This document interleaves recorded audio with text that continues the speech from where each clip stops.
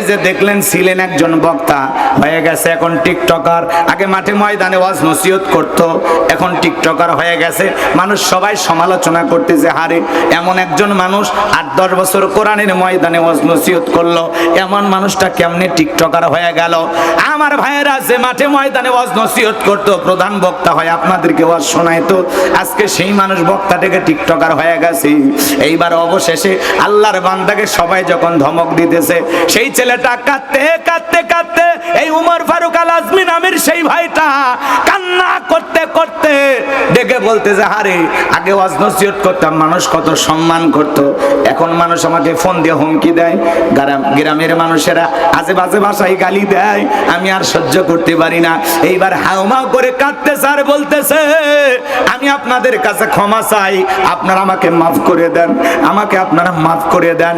আমি আর এই চুলের কালার রাখবো না, আজে বাজে কাটিং দিয়ে আর ঘুরবো না, প্যান্ট শার্ট পরবো না। এই ছেলেটার নায়ক হওয়ার স্বপ্ন ছিল। কি হওয়ার স্বপ্ন? বক্তা থেকে হয়ে গেছে টিকটকার, এখন আবার নায়ক হতে যায়। জনগণ যখন ধরেছে, সবাই যখন ফোন দিয়ে বুঝাইতেছে, আত্মীয় স্বজন যখন কান্নাকাটি করতেছে, এই ছেলেটা নিজের ভুল বুঝতে পেরে এখন কান্নাকাটি করে বলতেছে, আমি যা করেছি ভুল করেছি, আবারও আমি আগের জগতে ফেরত যেতে চাই। অনেকে আবার বলতেছেন, এই ছেলেরা তো কাহিনী, এত নাটক, মূল উদ্দেশ্য হলো ভাইরাল হওয়া, তামাম দুনিয়ার মানুষ যেন চেনে, এই জন্য ভাইরাল হওয়ার জন্য নাকি সেই কৌশলটা অবলম্বন করেছিল। আসলে কতটুকু সত্য আল্লাহর এই বান্দাটাই ভালো জানে, কথা কোন ঠিক কিনা? এখন সে মাপ চাই, ক্ষমা চাই, ক্ষমা সে আবার ভালো হয়ে যেতে চায়, টিকটকার থেকে আবারও বক্তা হতে চাই, মাঠে ময়দানে ওয়াজ নসিহত করতে চাই। আল্লাহর কাছে শুধু এতটুকু দোয়া করব, আল্লাহ যেন তার এই গোলামকে সঠিক বুঝদান করেন, হেদায়েতের রাস্তায় কবুল করেন। জোরে বলেন আমিন। আরেকটু জোরে বলেন আমিন। মানুষ দুনিয়াবি ধান্দায় পাগল হয়ে গেছে। কার মনের মধ্যে কখন শয়তানি ভর করে কেউ জানান বলা যায়? মানুষটা দেখতে দেখা যায় ভালো, হঠাৎ করে দেখা যায় এলোমেলো হয়ে গেল। যে মানুষ ওয়াজ নসিহত করত, মাঠে ময়দানে ইমামতি করত, 5 বছর ইমামতি করেছে, 8 বছর ওয়াজ করেছে, সেই ছেলেটা এখন কাটিং চুল দিয়ে আজে বাজে স্টাইল করে ঘুরতেছে, প্যান্ট শার্ট পরে ঘুরতেছে, বিভিন্ন মানুষের সাথে সেলফি তুলতেছে, সবাই ডেকে বলতেছে, ভাই আপনার এই অবস্থাটা কেন হলো? সে তখন তার অতীতের ঘটনাগুলো তুলে ধরতেছে। তবে যাই হোক, এখন সে মাপ চেয়েছে, ক্ষমা চেয়েছে, কান্নাকাটি করতেছে, জনগণের কাছে এসে হাউমাউ করে কান্নাকাটি করে বলতেছে, আমার ভুল হয়ে গেছে, আপনারা আমাকে ক্ষমা করে দেন, মাফ করে দেন। সে এখন ক্ষমা চেয়ে আবারও ভালো হতে চায়, সে এখন টিকটকার থেকে আবারও বক্তা হয়ে ওয়াজ করতে চায়। কথা বোঝেন নাই? অনেক বক্তা, অনেক আলেম ওলামা তাকে ফোন দিয়ে বলতেছে, ভাই তোমার এই বিপদগামী হওয়ার পিছনে কারণটা কি? তুমি যে এইভাবে মিসগাইড হইলা, ভুল পথে পরিচালিত হচ্ছ, তোমারে কি ধরেছে? কোন শয়তান তোমারে ধরেছে যে তুমি একটা সুন্দর ওয়াজ নসিহত করতা, কিছু জায়গায় দাওয়াত পাইতা, কথা বলতা, সেই জায়গা থেকে তুমি এমনটা কেন হয়ে গেলে? অনেকে বলতেছে এখন ভাইরাল হয়ে গেছে, এখন আবার ওয়াজ করবে, তার দাওয়াত বাড়বে। এখন তার মনের অবস্থা তো সে ভালো জানে, কথা বলেন ঠিক কিনা? আমরা শুধু হেদায়েতের জন্য দোয়া করব, যারা এরকম করে আলেমদের সম্মান পর্যন্ত এদের কারণে নষ্ট হচ্ছে, কথা বলেন ঠিক কিনা? পুরো আলেম সমাজ এদের কারণে প্রশ্নের সম্মুখীন হয়। এই জন্য আলেমেরা কখনো এরকম হতে পারে না। বক্তা থেকে টিকটকার কেন হওয়া লাগবে?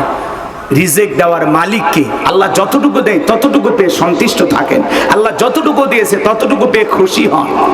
ভাইরাল হতে হবে এমন নিশায় যদি আপনারা মাঠে ময়দানে কথা বলেন, তাহলে বিপদে পড়বেন।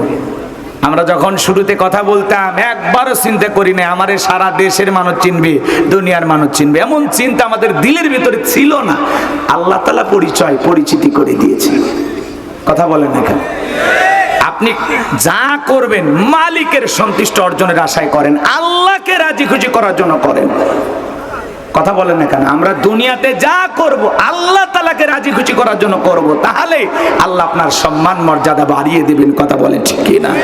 দুনিয়ার লোভে পড়ে নয়, দুনিয়ার স্বার্থে পড়ে নয়, আমরা দুনিয়া চাই না, আমরা আখিরাত চাই। কথা বলেন ঠিক কি না?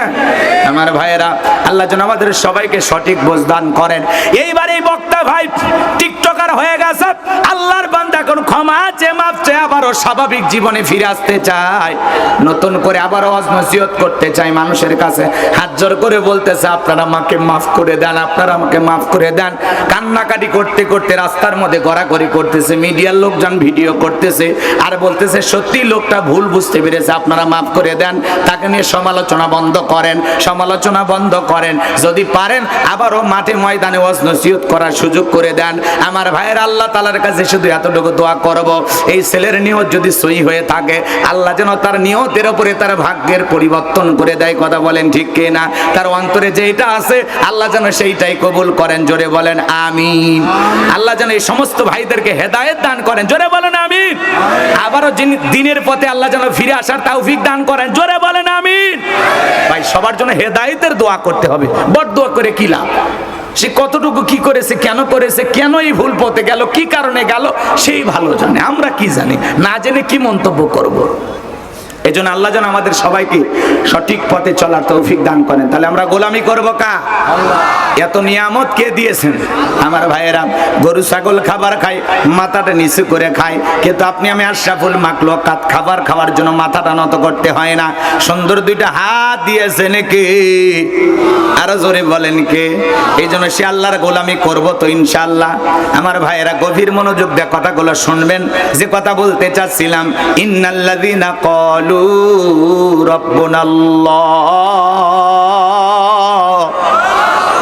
নিশ্চয়ই যারা বলে আমি তাদের রব, আমাদের রব কি? আরেকটু জোরে বলেন আমাদের রব কে? রূহের জগতে আল্লাহ রাব্বুল আলামিন আপনাকে আমাকে প্রশ্ন করলেন আলাস্তু বিরাব্বিকুম, আমি কি তোমাদের রব নই? আমরা সেদিন সবাই জবাব দিয়ে বললাম ক্বালু বালা, অবশ্যই আপনি আমাদের রব। এই পৃথিবীর জমিনে আসার পরে আল্লাহ রাব্বুল আলামিন সর্বপ্রথম যে আয়াতি কারিমা নাজিল করলেন, ইকরা বিসমি রাব্বিকাল্লাযী খলাক।